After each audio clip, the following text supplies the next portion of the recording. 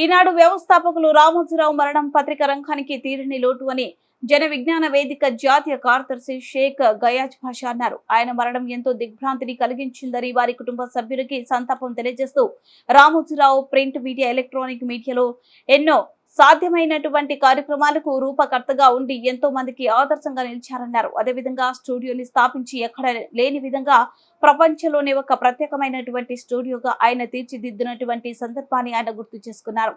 స్వరాభిషేకం కార్యక్రమం ద్వారా అనేక మంది గాయకులకు అవకాశం కల్పించాలని, నిర్మాతగా కూడా మంచి చిత్రాలు నిర్మించాలని, మంచి స్టూడియోని నిర్మించి ప్రపంచంలోనే ప్రత్యేకమైనటువంటి స్టూడియోగా నిర్మించి ఆయన కీర్తి పొందారని అన్నారు. 1982వ సంవత్సరంలో తెలుగుదేశం పార్టీ స్థాపితమైనటువంటి అప్పటి నుంచి ఆ పార్టీ అధికారంలోకి రావటం కోసం ఈనాడు పత్రిక ప్రత్యేకమైనటువంటి శ్రద్ధ వహించిందని అన్నారు.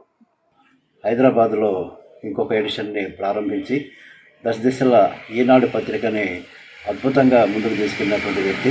అదేవిధంగా ముఖ్యమంత్రిగా ఎన్టీ రామారావు గారు ప్రమాణ స్వీకారం చేసినప్పటి నుంచి అప్పుడు రాజకీయాలలో కీలకమైనటువంటి పాత్ర ఈనాడు నిర్వహించిందన్న దాంట్లో ఏమాత్రం సందేహం లేదు. ఒక నిర్మాతగా కూడా ఆయన మయూరి సినిమాతో చరిత్ర సృష్టించారు. అనేక భాషల్లో సినిమాలు కూడా చేసినటువంటి వ్యక్తి.